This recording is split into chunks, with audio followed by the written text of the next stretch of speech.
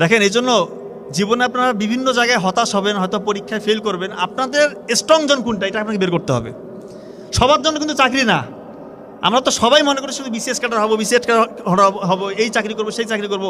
আপনার যদি স্ট্রং জন চাকরি না হয়, চাকরির পরীক্ষা না হয়, আপনি কেন এটাতে যাবেন? আপনি আগে খুঁজে বের করেন আপনার উইকনেস কোনটা, আপনার স্ট্রং জোন কোনটা। আপনার যেটা স্ট্রং জোন আপনি সেখানে যান, ওইখানে আপনি অনেক কিছু করতে পারবেন। আপনার হয়তো উইকনেস, আপনি চাকরি পরীক্ষাতে ভালো করতে পারবেন না, এরকম অনেকেই আছে ট্যালেন্টেড, বাট পরীক্ষায় ভালো করে না, বা ভাইভাতে গিয়ে ঘাবড়ে যায়, ভালো করতে পারে না। আপনি হয়তো অন্য কোনো একটা স্ট্রং জোন আপনার আছে, আপনি ওইটাতে আগান। এই ভুলটা করবেন না। আপনার একজন বন্ধু বা কাছের মানুষ হয়তো বা বিসিএস কাটার হয়েছে, আপনাকে হয়তো এটা এরকম না। দুনিয়াতে অনেক কিছু করার আছে। আর সফলতা মানে শুধু চাকরি না রে ভাই, চাকরি মানে পরাধীনতা। এই কথাটা আজীবন মনে রাখবেন। চাকরি শব্দটা এসে চাকর থেকে। আমরা তো বিসিএস কাটার অফিসার, আমরা জানি চাকরি যদি করেন আপনি একটা বার্নিংসের মধ্যে থাকবেন।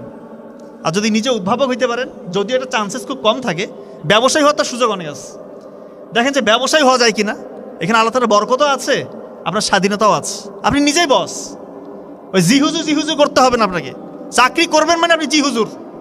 বাড়ি থেকে বের হইলে কোথাও যাবেন ফ্যামিলি নিয়ে, আপনার ছুটি লাগবে, দরখাস্ত দাও, এই করো সেই করো, দুনিয়ার প্রোটোকল দরকার আছে।